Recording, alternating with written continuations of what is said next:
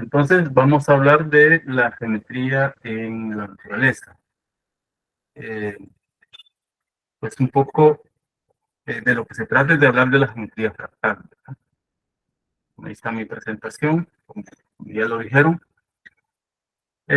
Pues en primer lugar quiero decir que voy a hablar de estas dos cosas básicamente. Hacer una pequeña introducción acerca de qué es la geometría y luego adentrarme un poco en el tema de la geometría fractal desde un punto de vista elemental. La idea de la charla es que sea didáctica, ¿no? Que tenga una componente didáctica que pueda eh, pues dejar algo al público presente, dado que este es un evento pues, de cómo se enseña la matemática o cómo es la matemática y su didáctica. Entonces, primero quiero hablar de qué es la geometría en general. Creo que es un tema que para todos es conocido, ¿no? Entonces, la geometría es, como lo sabemos, el estudio de las formas, los tamaños, las posiciones relativas y las propiedades de los espacios. Además de los objetos matemáticos que ya conocemos en la geometría, como son los segmentos, bueno, los puntos, las rectas, los segmentos, los círculos, los polígonos, también se estudian espacios un poco más extraños, como son los espacios multidimensionales o en el caso, lo que vamos a introducir ahora, que es la geometría de los conjuntos fractales. Eh, por supuesto, hay más geometría, ¿verdad? Nosotros hemos estudiado en las áreas básicas, hemos estudiado una geometría particularmente bonita, que es la geometría euclidiana. Esta tiene una parte de geometría plana y una parte de geometría del espacio. Pero, sin embargo, pues en la medida de que los matemáticos fueron eh, explorando, fueron investigando acerca de la geometría, se dieron cuenta que había otros universos posibles en la geometría. De hecho, como se los cuento siempre a mis estudiantes en los cursos de geometría, lo que llevó al descubrimiento de las geometrías no euclidianas fue justamente la idea o la intención de probar el quinto postulado. Aquel que ahora bueno, en estos días lo conocemos que de la siguiente manera: por un punto exterior a una recta pasa una y solamente una parte. Es equivalente a los ángulos entre paralelas, es equivalente a que la suma de los ángulos interiores vale 180 grados o dos ángulos rectos. Entonces, el intentar demostrar ese quinto postulado que se asume cierto es lo que llevó a conocer otras geometrías, las que llamamos geometrías no euclidianas. Por supuesto, la geometría fractal, vamos a ver que está un poco aparte de este tema, de este rollo, ¿no? Entonces hay un montón de geometrías. Están la geometría analítica, la geometría del espacio, las geometrías estas no euclidianas, está la geometría riemanniana, la geometría hiperbólica, hay un montón de geometría, la elíptica, la geometría esférica. Pero en este caso en particular vamos a intentar hacer un acercamiento a la geometría esta de los conjuntos fractales, la geometría fractal, que como vamos a ver más adelante se le llamó la geometría de la naturaleza. Bueno, hay un, eh, hay una frase que se le atribuye a Papus de Alejandría, que la tengo compartida aquí, que habla acerca de cómo las abejas construyen los lugares donde van a estar viviendo, digamos, los lugares donde van a vivir, donde van a hacer el producto que hacen, la miel. Entonces, lo que decía Papus es que las abejas tenían cierta intuición geométrica y que sabían que el hexágono es mayor que el área, ¿verdad? Y en consecuencia, como son las colmenas, las hacen en 3 dimensiones, en consecuencia el volumen contiene mayor material que si se tratara de una base cuadrada o una base triangular.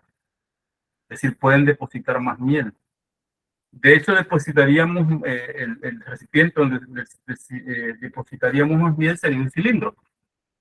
Pero eso ya no es eficiente por la cantidad de material que se va a utilizar, ¿verdad?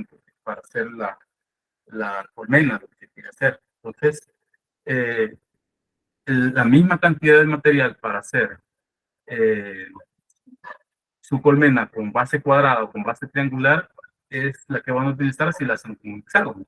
Eso es lo que decía Papus acerca de las abejas. Y bueno, se puede demostrar que en efecto el hexágono es de las figuras que se mencionaron antes, el hexágono, el cuadrado y el triángulo, es la figura ideal para efectuar la labor que hacen ellos, ¿no? de colectar miel. Pero, ¿cómo pueden las abejas saberlo? Esa es una pregunta que nos podríamos hacer.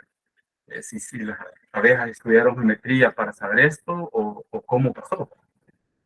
En realidad, en la naturaleza es raro que se forme un hexágono, no es normal las formas hexagonales. Realmente lo que se forman son formas redondas. Eso, eso es lo que se forma, pero debido a que el material con que se hace este tipo de, de colmenas, ¿no? Estas estructuras, el material es maleable, ¿no? ¿Sí?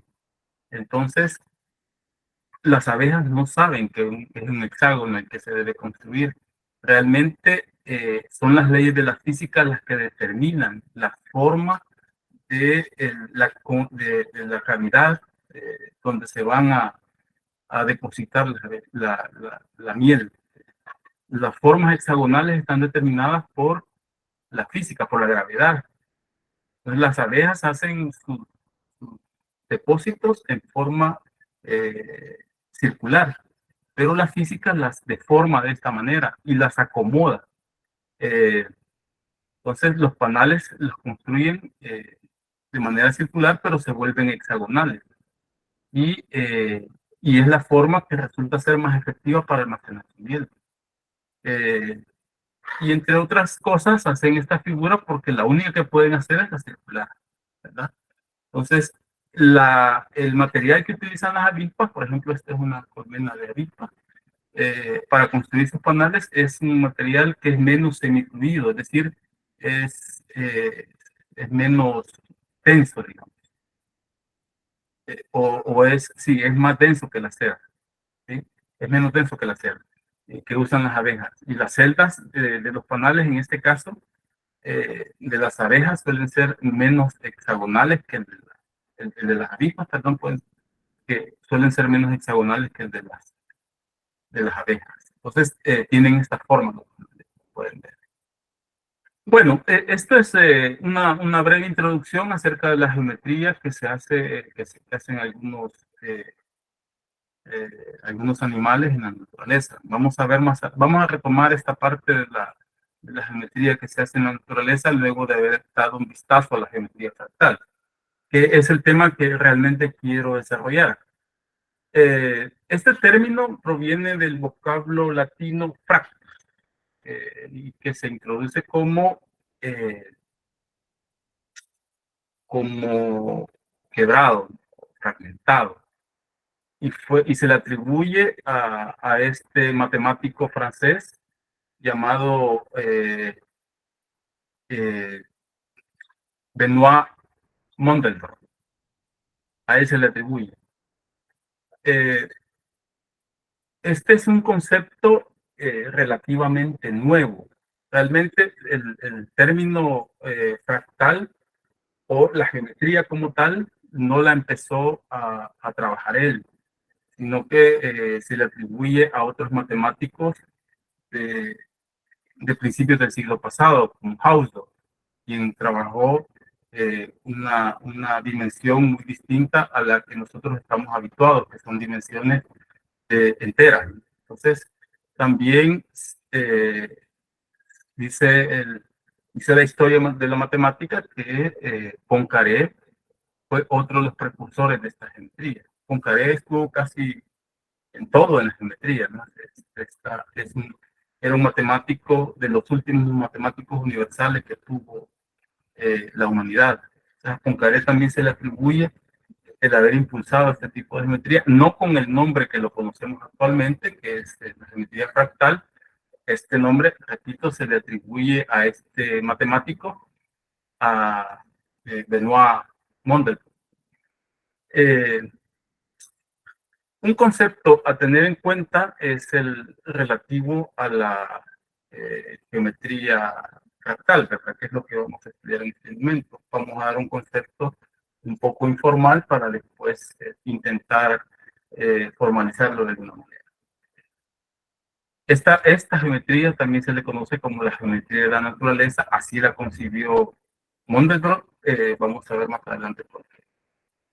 En palabras de este matemático, Braña dice que de manera informal es un conjunto de estructuras irregulares y complejas descritas a través de algoritmos matemáticos y computacionales, los cuales reemplazan a los puntos, rectas, circunferencias y demás figuras provenientes de la matemática tradicional, que es la matemática euclidiana, ¿verdad? De la que hablaba al inicio. Estos objetos que se trabajan ahora en la geometría fractal tienen como características fundamentales las propiedades de autosimilitud o la autosemejanza, ¿verdad? Y la de convivir con extraños paisajes formados por dimensiones fraccionales. Nosotros vamos a hacer diferencia entre un conjunto fractal y un fractal natural. Vamos a ver más adelante de qué estoy hablando. Entonces voy a hablar ahora de las características que definen a la geometría fractal con esta definición informal. La primera característica que tiene es la autosimilitud. Se puede decir que está formada por partes más pequeñas que se parecen. A eso se refiere la autosimilitud. La similitud es un concepto que generaliza el concepto de semejanza, ¿verdad? Tiene que ver con el trabajo en geometría del movimiento. Entonces, en este caso, vamos a entender que autosimilitud se refiere a autosemejanza, o que son partes más pequeñas que se parecen entre sí a las grandes que se han ido formando, ¿no? Esta similitud a la que se refiere, esta característica de los fractales puede ser geométricamente estricta o puede ser solamente aproximada o puede ser una similitud estadística. Vamos a ver cuáles son sus diferencias. La estricta pues tiene que ver más con un concepto de rigor matemático, ¿verdad? Como lo vemos a continuación. Bueno, antes de hablar de la similitud estricta, hablemos de la aproximada, ¿verdad? O que se llama también cuasi autosimilitud. Y esta es la que vamos a encontrar más frecuentemente en la naturaleza, ¿verdad? Por ejemplo, en esta imagen que vemos aquí, que es una verdura. Creo que le llaman, no sé cómo le llaman. Es un brócoli, ¿no? Creo que le llaman col. Ahí vemos que todas estas figuras que se han formado en esta verdura, pues vemos que todas se parecen, ¿no? Y se van haciendo cada vez más pequeñas. A eso se refiere la autosimilitud. Y en este caso es una autosimilitud natural, ¿verdad? También les decía que también existe una autosimilitud estadística, y esta es menos exigente. Solo se conservan algunas propiedades estadísticas cuando se hace el cambio de escala. Como en el caso de las montañas o en los cráteres, ¿no? Esta similitud estadística fue la que inició Mandelbrot cuando empezó a hacer sus trabajos sobre la geometría fractal.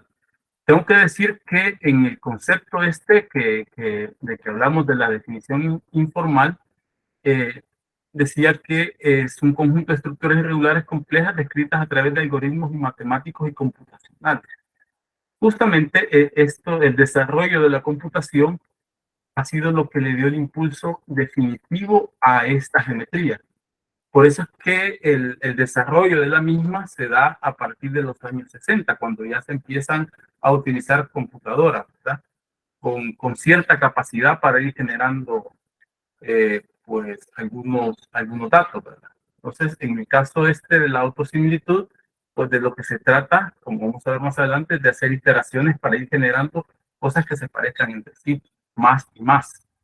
Entonces, y traía cuenta el hecho de que ha sido el desarrollo computacional el que ha dado la posibilidad de desarrollar la geometría fractal, justamente porque como ven en esta imagen que está aquí, estas son simulaciones de montañas hechas a través de computadoras. Ambas imágenes se trata de eso. El desarrollo de la computación y el desarrollo de la geometría fractal también ha hecho posible el desarrollo de los juegos de video. Todos los ambientes que se ven en los juegos de video también hacen uso de la geometría fractal para hacer este tipo de imágenes, ¿no? Entonces, a esto se refiere la autosimilitud estadística. Esta no es tan rigurosa, es decir, no vamos a ver que existe uniformidad en en los relieves que se van a ver acá, sino que es una autosimilitud aproximada, ¿no? En promedio existe la propiedad, ¿no? Bueno, otra característica que tiene la geometría fractal son las iteraciones. Y a esto fue lo que ayudó el desarrollo de la computadora, de los ordenadores, como dicen en algunos lugares, ¿no? Eh, ¿Y en qué consisten las iteraciones? Pues simplemente repetir n veces la misma figura o patrón. De eso se trata, ¿no? Entonces, en los fractales lo que se itera son las fórmulas, ecuaciones o el patrón generador, dependiendo de qué tipo de fractal estemos hablando. Entonces, el problema es cómo hacer tantas iteraciones, ¿verdad? Para que el fractal nos quede de la mejor forma posible. Si además tenemos que en ellos hay números complejos, entonces la cosa se agrava un poco. Y es ahí donde las computadoras han sido de gran ayuda, ¿verdad? Entonces, por esta razón, esta es una geometría bastante nueva, como les acabo de comentar, ¿no? Es una geometría bastante nueva porque hacer estas iteraciones, digamos, a mano o con regla y compás no era una tarea fácil, ¿verdad? Eh, Hay otras cosas en las que la computadora ha ayudado al avance de la matemática. De hecho, hoy se reconoce la geometría computacional o la algorítmica como otra geometría, ¿verdad? Se reconoce de esta manera justamente por la contribución que ha hecho. Por ejemplo, nos ha dado más dígitos de pi, es otra contribución que ha hecho, que si a alguien que no es matemático le pregunta, ¿y ustedes para qué siguen buscándole números o cifras a pi? Entonces la respuesta que uno tiene generalmente es con diversión, ¿verdad? Pero sí tiene aplicaciones en algunos campos, ¿no? Esto, de repente las cosas se hacen por gusto, porque alguien está aburrido, pero termina teniendo algunas aplicaciones interesantes. Entonces la computadora ha ayudado al desarrollo de la geometría fractal. Entonces, por ejemplo, para hablar de iteraciones, consideremos el triángulo de Sierpinski. Y si nosotros nos acercamos, hacemos zoom en el triángulo, por ejemplo, este es el triángulo de Sierpinski. Si hacemos zoom en este triángulo que está dentro del triángulo de Sierpinski, lo que vamos a tener es una copia exacta del triángulo original, ¿verdad? Y si hacemos zoom en un triángulo más pequeño, pues vamos a tener otra copia de este mismo triángulo. Entonces, la estructura no va a cambiar, lo que va a cambiar es la escala, ¿no? Eso va a ser distinta a las anteriores. Vamos a ir adentrando más y más en este triángulo, pero uno esperaría que sea la misma estructura, ¿no? O sea, la forma va a ser la misma. Y a eso se refiere también la autosimilitud. Bien, aquí me voy a detener un poco porque para hablar de dimensión quiero hacer eh, una propuesta de cómo abordar la dimensión desde un punto de vista que sea accesible para un mayor auditorio, ¿verdad? Para una mayor cantidad de personas. Entonces, el concepto este de dimensión, como sabemos, tiene un montón de significados en matemáticas. El común, el que nosotros manejamos habitualmente, es el que está dado por el álgebra lineal, ¿verdad? Que es en el espacio euclidiano y que nos lo da el número máximo de vectores que son LI en un espacio vectorial. Esto es de lo que hemos hablado toda la vida en matemática, ¿no? Pero hay una rama de la matemática que se llama teoría de la medida, donde se habla de la dimensión de Hausdorff. Y este tiene un sentido diferente, que lo vamos a definir pues a continuación, ¿no? Una vez hayamos hecho este proceso de introducir esta dimensión. Entonces, en el caso de la dimensión, que tiene el significado desde el punto de vista de la álgebra lineal, las dimensiones son números enteros, ¿verdad? Enteros positivos. En teoría de la medida vamos a ver que la cosa cambia un poco. Y lo vamos a estudiar a través de un caso particular. Y antes les había dicho también que uno de los primeros que empezó a entender o a tratar esta geometría fractal justamente fue Hausdorff. Y él habló de una dimensión fraccionaria, y de ahí viene el término de justamente. Eh, entonces, vamos a estudiar a través de un caso particular, vamos a intentar calcular la dimensión fractal. Vamos a trabajar en este caso con el triángulo de Sierpinski. Bueno, una forma de medir la longitud, como sabemos, ¿verdad? De medir la longitud de una curva es aproximarla a través de el proceso que nosotros le llamamos rectificación, ¿verdad? Esto lo hacemos, por ejemplo, en geometría diferencial o en cálculo, si quieren. Cuando nosotros integramos, pues encontramos la longitud de una curva y lo que hacemos es, a través de rectificar la curva, o sea, meterle segmentitos pequeños a la curva, hacer la suma de todo esto y ver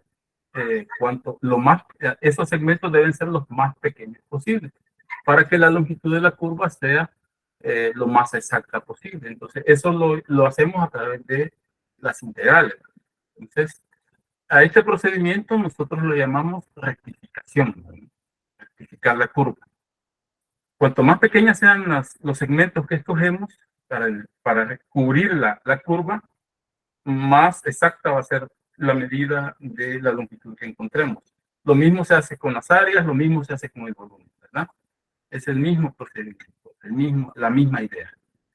Ahora, ¿qué ocurre si intentamos medir, por ejemplo, la longitud total de un cuadrado? Y no estoy hablando aquí del perímetro, ¿verdad? Sino del cuadrado, de que si nosotros pudiéramos ir sacando segmentos del cuadrado, irlo partiendo en segmentos y extenderlo, digamos. ¿Cuál sería su longitud? Utilizando este método de rectificación. Hay que preguntarnos también si esta pregunta tiene sentido, porque estamos hablando de medir la longitud de un objeto que está en dos dimensiones, ¿verdad? Pero bien, vamos a intentar hacerlo. Yo quiero medir la longitud de este cuadrado que tengo acá, ¿verdad? Entonces, la aproximación más burda que hago es esta, ¿verdad? Tomo una longitud, un segmento de longitud 1 del cuadrado, y pues este cuadrado diría que tiene longitud 1. Vamos a refinar un poco y partimos el cuadrado en 4 partes, en 4 cuadrados iguales. Entonces, ahora hacemos lo mismo. Entonces, esta recta tendría longitud 1/2 y son 4 de estas rectas. Entonces, la longitud del cuadrado aquí sería 2, ¿verdad? Y seguimos este procedimiento. Ahora lo partimos en en 16 cuadrados, o dividimos en 16 cuadrados, y la longitud del segmento que está midiéndome ahora en cuadrado tiene longitud de un cuarto. Entonces esto tiene, este cuadrado tiene longitud 4. Y si hacemos el siguiente paso, pues lo que tendríamos son 64 cuadrados en que hemos dividido el cuadrado, y la longitud de cada cuadrado sería 8. Entonces la longitud sería 8, la que sería contar estos segmentitos que van quedando en un cuadrado. Bueno, y podemos seguir con ese procedimiento. Vean que yo voy partiendo el cuadrado, lo voy dividiendo, y pues se va creando una relación acá, ¿verdad? Esto lo puedo escribir como 2 a la sexta por 1 sobre 2 a la cuarta, ¿no? 2 al cubo, perdón. Sería 2 al cubo. Entonces esto es 2 a la sexta por 2 al cubo. Esto que tengo aquí es 2 al cuadrado por 2 a la 1. Esto es 2 a la cuarta por 2 al cuadrado. O sea, el exponente de 2 a la cuarta es el doble del 2 al cuadrado, ¿verdad? Y aquí me quedaría 2 a la sexta y aquí el 2 al cubo. El exponente de este sería el doble de este. Entonces podemos darle una expresión más general, ¿verdad? Si repetimos este procedimiento un poco tedioso, ¿verdad? N veces, decía, entonces esto me quedaría 2 a la 2 a la n por 1 sobre 2 a la n. El exponente de este, que es el número de cuadrados que me quedan al hacer las particiones, está multiplicado por la longitud del segmento. Y eso, pues al hacer el álgebra de esto, y el límite de esto me va a dar la longitud del cuadrado, que como era de esperarse es infinito, ¿verdad? Es infinito porque justamente tenemos algo en 2 dimensiones que queremos encontrar cuál es su longitud en una dimensión. Entonces, aquí, a la extraña pregunta que nos hemos hecho de cuál es la longitud de un cuadrado, podemos responder que su longitud es infinita, ¿verdad? Entonces, si yo estoy encontrando la longitud de un objeto que está en dimensión 2, en este caso el cuadrado, pues obtengo que su longitud es infinita. Ahora, intentemos responder otra pregunta un poco rara nuevamente, ¿no? ¿Cuál es el volumen de un cuadrado? Ya vimos que su longitud es infinita. Ahora estamos intentando responder la pregunta, ¿cuál es el volumen de un cuadrado? La intuición es clara para nosotros, ¿verdad? ¿Cuál va a ser el volumen de un cuadrado? El volumen de una figura que está en 2 dimensiones, ¿cuál va a ser? ¿Alguien se atreve a decir, a conjeturar? Porque todos lo saben. Cero. 0, gracias. En efecto. Y eso esperamos que nos dé con este procedimiento que voy a hacer. El procedimiento tiene una intención, ¿verdad? Así que no se lo pierdan. Ya sabemos que nos va a dar 0. Ok. Entonces, ahora vamos a ver. Quiero encontrar el volumen de un cuadrado por un procedimiento un poco parecido al que hemos estado siguiendo para encontrar la longitud del cuadrado. Entonces, lo que hago primero es recubrirlo con un cubo, ¿verdad? De volumen 1, que es este. Ahora hago un refinamiento o me acerco un poco más a la respuesta, como cubriéndolo con cubos de volumen o de longitudes 1 medio por 1 medio por 1 medio. Entonces, de esos para cubrir este cuadrado voy a necesitar 4. Entonces, el siguiente recubrimiento que he hecho con 4 cubos, el volumen aproximado que obtengo es 1 medio. Ok, sigamos ese procedimiento. Refinemos un poco más o aproximemos un poco más el valor del volumen.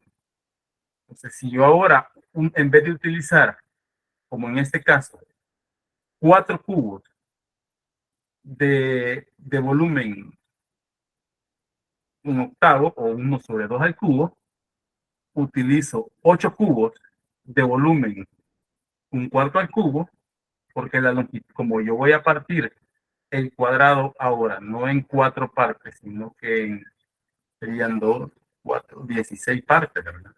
Entonces voy a necesitar 16 cubos. ¿Qué longitud va a tener cada cubo?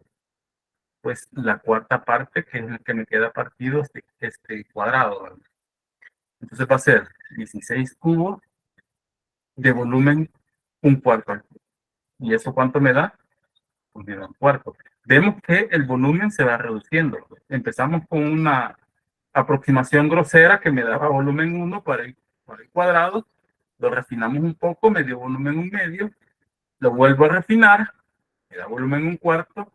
Pues hago otra partición del cuadrado y ahora voy a necesitar 64 cubitos que van a tener por lado un octavo cada uno. O sea, sus dimensiones van a ser un octavo, un octavo, un octavo.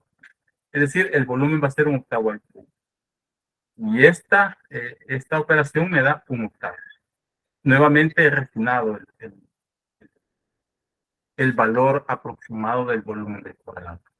Ahora, si seguimos este procedimiento que tenemos acá, si ven, aquí hay una relación entre el número de cubos y el volumen del cubo que yo tengo. En este caso tengo 2 a la cuarta cubos y aquí tengo 2 a la sexta cubos. Y la longitud en que me queda cada lado del cubo es 1 sobre 2 al cubo. Entonces, nuevamente hay una relación entre los exponentes. El exponente de este va a ser el doble del exponente del lado del cubo, de la vista, digamos. Y esta relación se establece aquí, ¿verdad? Entonces, cuando nosotros aplicamos límites, cuando hacemos esto la mayor cantidad posible de veces, nos da que el volumen va a ser cero. Entonces, lo que habíamos conjeturado, ¿no? Que el volumen del cuadrado va a ser cero. Esto intuitivamente sabemos que es cierto, ¿verdad? Tiene sentido además intuitivamente.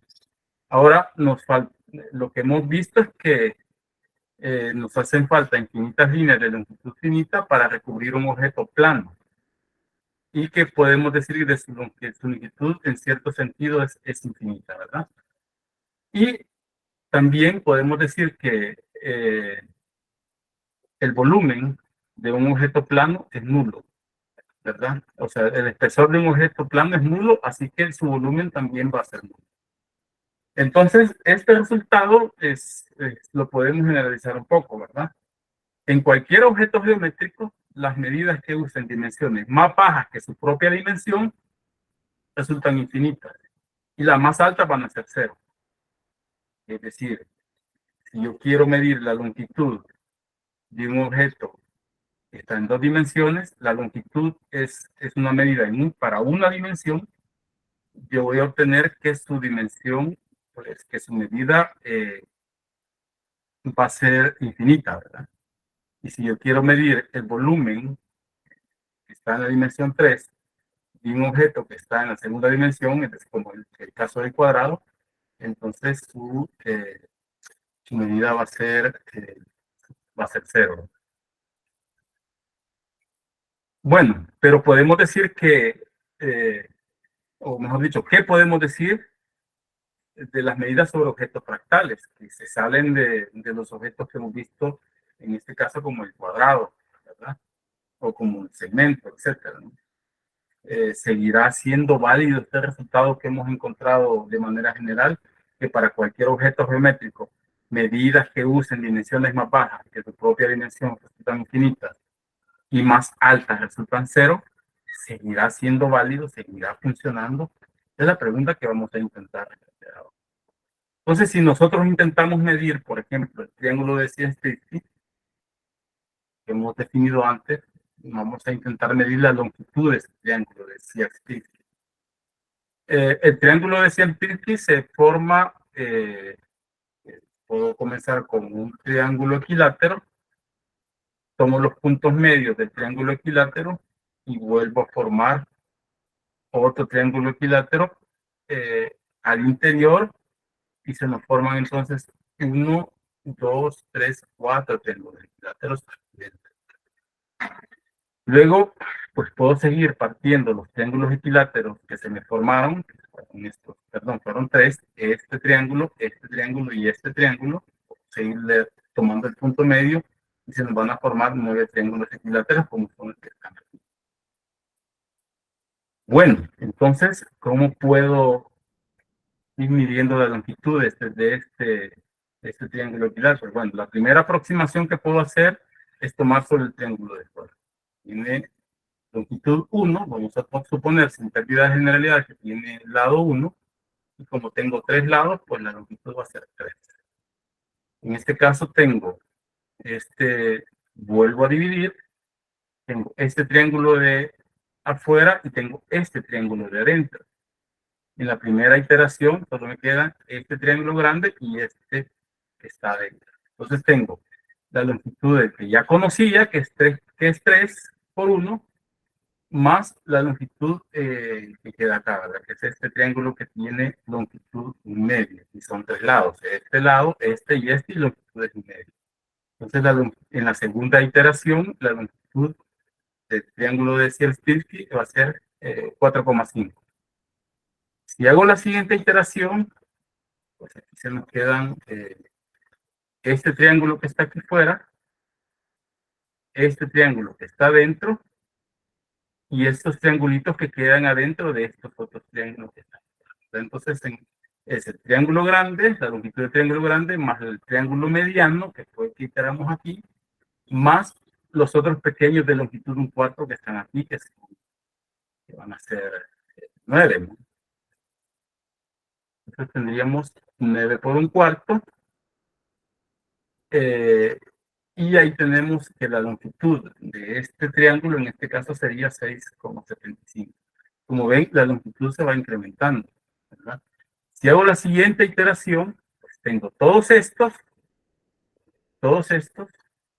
Bueno, aquí los 9 segmentos de lo que estoy hablando son de este triangulito que tiene 3, más este triangulito que tiene 3, más este triangulito que tiene 3. Y cada uno de estos segmentitos mide 1/4, ¿verdad? Entonces son 9 por 1/4, más 3 por 1/2, más 3 por 1, y eso me da 6,75. Si hago la siguiente iteración, aquí se me van a formar triangulitos. ¿Sí? ¿Y cuántos van a ser? Pues van a ser segmentos o lados de cada uno de estos triángulos. Por cada uno de estos triángulos voy a tener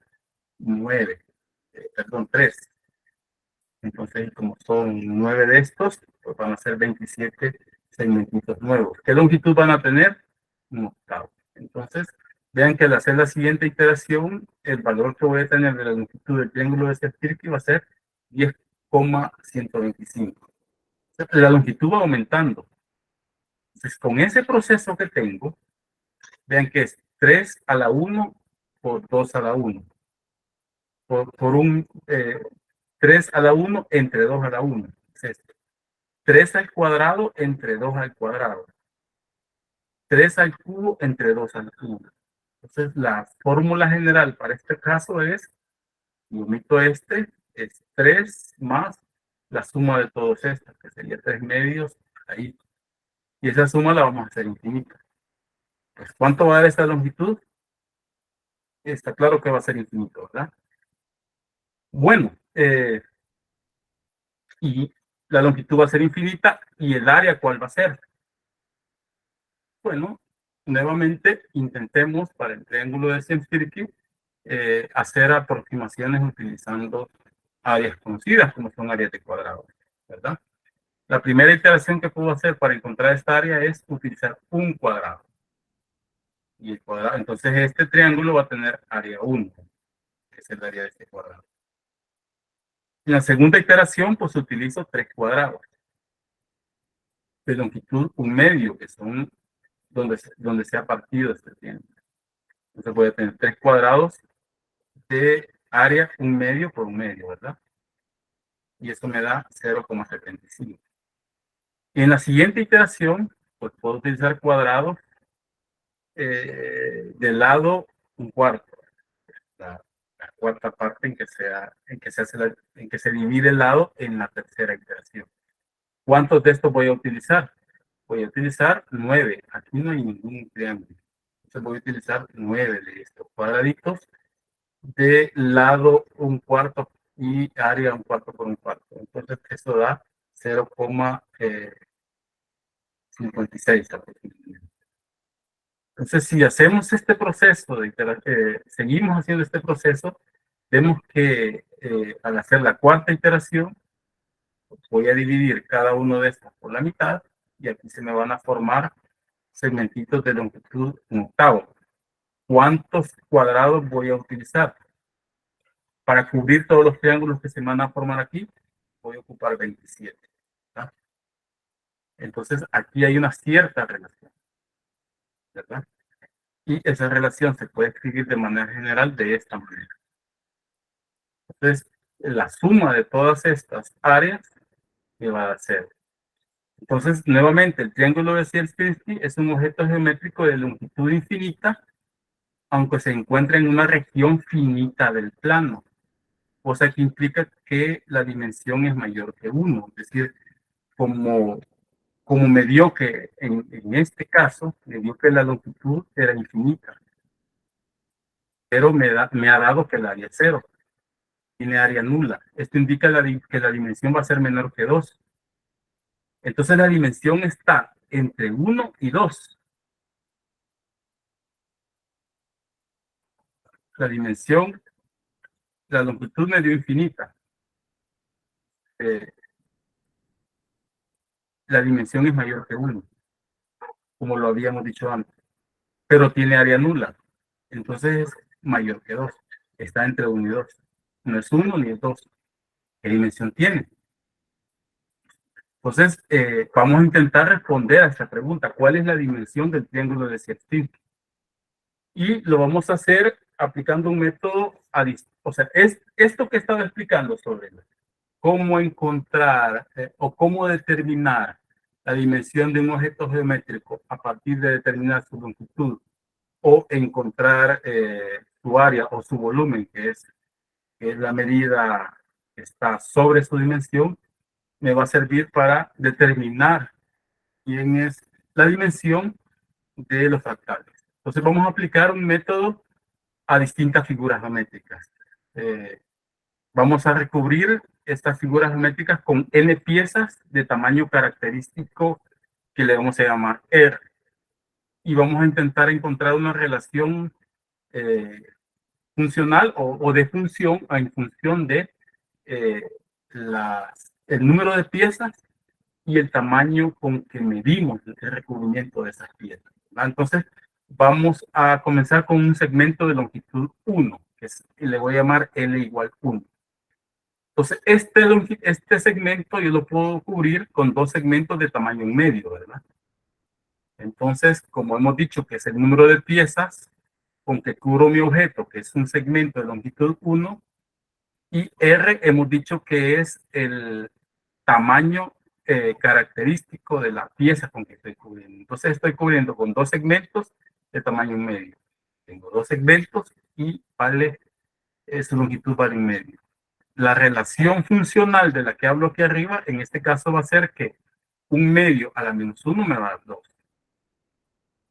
También lo puedo cubrir con 4 segmentos de tamaño un cuarto, ¿verdad?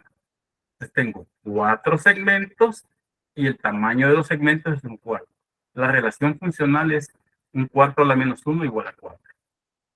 También puedo usar 8 segmentos de tamaño un octavo.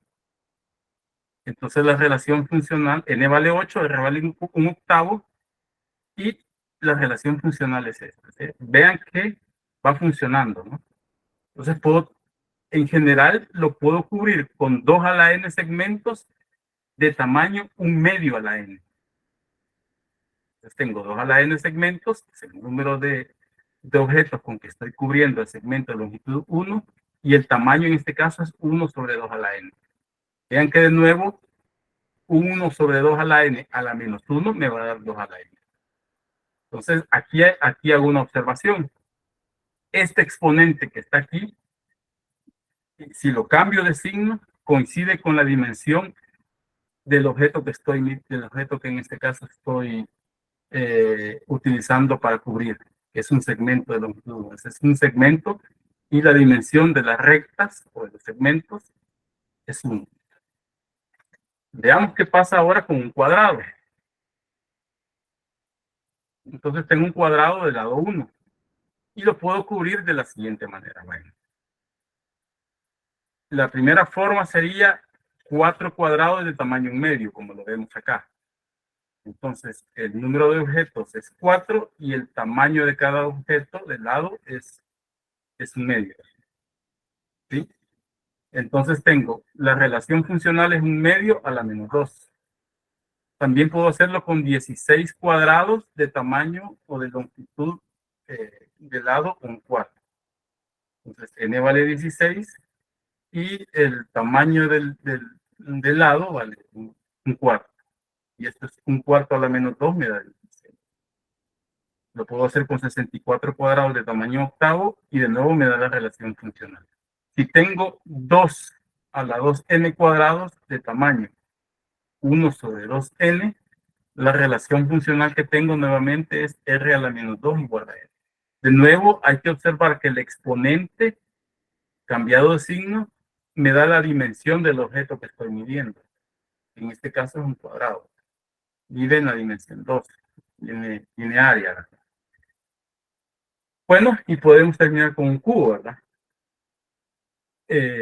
Tomamos un cubo ahora y vemos que tengo un cubo de arista 1, lo puedo cubrir este volumen con 8 cubos de arista 1 medio. Entonces, el número de cubos que necesito son 8 y la longitud de la arista es 1 medio. Entonces, tengo 1 medio a la menos 3, esto es igual a 8. Este es el mismo procedimiento, vean, puedo cubrirlo con 64 cubos de arista 1 cuarto, con 512 con 512 cubos de arista 1 octavo, y la relación funcional va a seguir siendo válida, ¿no? Y esto coincide con el exponente cambiado de signo, coincide con la dimensión donde vive este objeto al que estoy midiendo. En este caso es un cubo, vive en la tercera dimensión. Ok, este procedimiento me va a servir para establecer la dimensión fractal. Aquí hemos encontrado esta regla que hemos escrito aquí, que nos determina la dimensión de un objeto geométrico. Vamos a recubrir exactamente con n piezas de tamaño característico R y la relación que hemos obtenido es que n es igual a R a la D. Hasta donde D nos ha dado, pues, que es n, D nos ha dado que es negativo. Entonces, en la parte positiva es lo que nos da la dimensión. O haciendo lo positivo es lo que nos da la dimensión del objeto geométrico. Entonces, ahora vamos a ver nuestro problema. Vamos a retomar nuestro problema, que es el de calcular la dimensión del triángulo de Seyfried, ¿verdad? ¿Qué exponente de encontramos al aplicar este método a dicho triángulo? Vamos a suponer, sin pérdida de generalidad, que el lado del triángulo Seyfried es 1, y es esto, ¿verdad? Entonces, aquí yo puedo, por ejemplo, cubrir este triángulo, hacer la primera iteración con 3 triángulos del lado medio. Puedo cubrirlo con 3 triángulos del lado medio, ¿verdad? También aquí lo podría hacer con un triángulo del lado 1, pero este no tiene mucho chiste. Entonces, si tomo 3 triángulos del lado medio, tengo esta, y aquí n vale 3 y r vale 1 medio. Vean que 1 medio a la menos d debe ser igual a 3. También lo puedo cubrir con 9 triángulos, son los que están aquí, del lado 1 cuarto. Entonces, en este caso, n vale 9 y r vale 4. Y eso me daría 1 cuarto a la menos d, estoy tratando de encontrar d, va a ser igual a 9, ¿verdad? También con 27 triángulos del lado 1 octavo. N vale 27 y r vale 1 octavo. Entonces vean que a medida que voy haciendo más iteraciones, el número de triángulos va llevando cierta regla. Esta, 3 a la n. Y la longitud del lado que voy a ir tomando va a llevar esta regla. se va a ir partiendo siempre por la mitad. Entonces va a ser 1 sobre 2 a la n. Entonces la relación al final que yo quiero encontrar, o el valor que quiero encontrar para d, es cuando 1 sobre 2 a la n a la menos d valga 3 a la n. Entonces, y este d nos va a dar la dimensión. Y eso básicamente se resuelve utilizando logaritmos. ¿Sí? Entonces, al resolver el logaritmo, nota que la dimensión del triángulo de Sempirke es 1,58496. Es decir, es una dimensión no entera.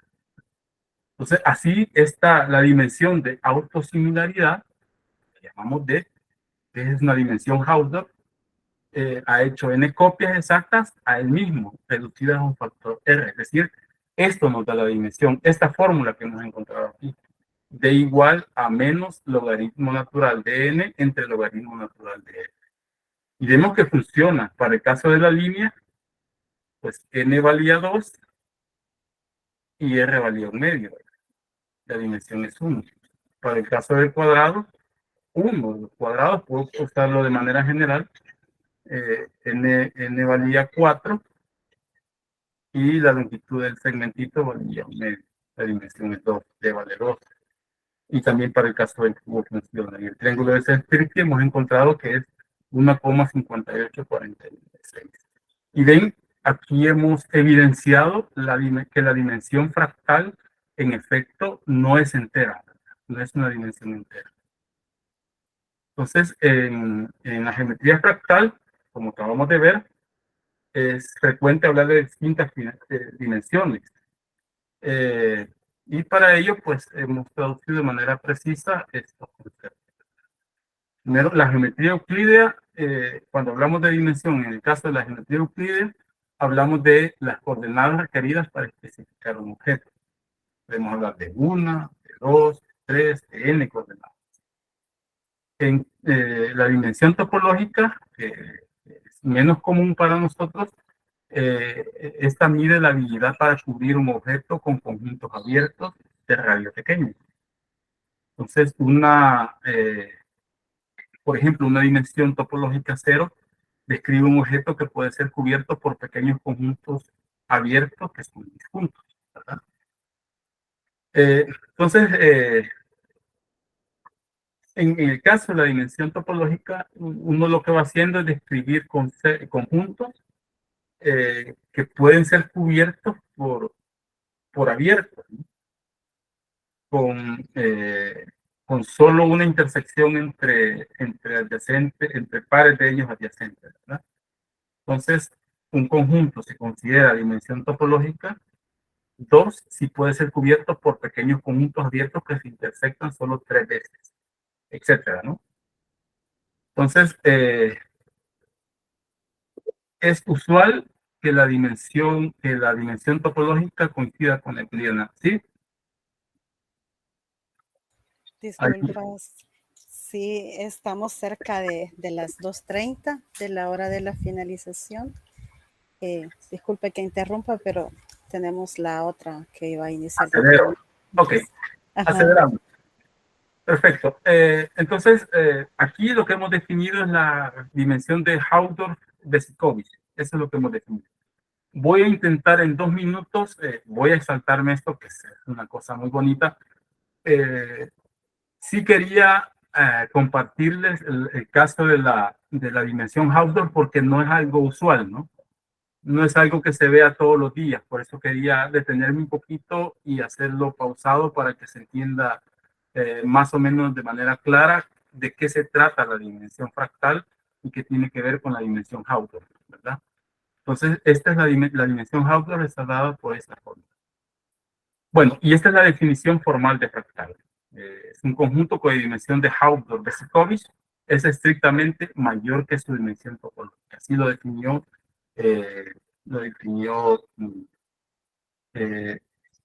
este matemático que trabajó mucho sobre los fractales, ¿no? Bueno, entre los principales fractales, lo voy a decir rápidamente porque tenemos poco tiempo, está el polvo de Cantor, que tiene dimensión 0,631, Está la curva de Koch, que es una de las que con las que comencé. Si ven, esta curva tiene dimensión 1,26186. Es decir, es una curva, pero no tiene dimensión 1. Está también el triángulo de Sierpinski, que acabamos de verlo. Está el tapete de Sierpinski o alfombra de Sierpinski. Este particularmente tiene una aplicación en los celulares. Ahora, si ustedes ven, los celulares no tienen antenas. Las antenas tienen esta forma. Por eso es que los celulares hoy aparecen bonitos y sin la antenita que se quebraba. Porque hoy las antenas son fractales. Son antenas fractales. Y son mucho más eficientes que las antenas antiguas. Y está en los conjuntos de Julia, que estos son complejos. Bueno, algunos fractales en la realidad son como estas formas hermosas que podemos ver en la naturaleza, más fractales en la realidad. Están los pulmones, están en las aves, en los animales acuáticos, etcétera, ¿no? Bueno, una pena que haya tenido que ir corriendo en esta parte. Aquí están las referencias de dónde he sacado la información. Pueden ver algunos de ellos. El caso de la dimensión fractal se hace en este artículo que encontré en esta revista, La geometría de la naturaleza de Benoit Mandelbrot. Está en una revista digital que la pueden buscar, la Universidad de Costa Rica. Si alguien le interesó y lo quiere ver más con más detalle, está en esa revista. Y bueno, concluyo con esta frase, me voy a robar un minuto. La filosofía está escrita en el gran libro del universo, siempre abierto ante nuestros ojos, pero imposible de leer, salvo que uno aprenda a comprender el idioma que está escrito. Este idioma es el de las matemáticas y sus caracteres son triángulos, círculos y otras figuras geométricas, sin las que es humanamente imposible entender una sola palabra. Sin ellas, vagamos en un laberinto oscuro. Muchas gracias por su amable atención. Vamos a hablar de esto justamente que incluye. Voy a ver si puedo hacer la presentación. Voy a dejar de presentar en este momento porque quiero hacer una presentación, quiero presentar la pantalla completa. Vamos a ver si puedo.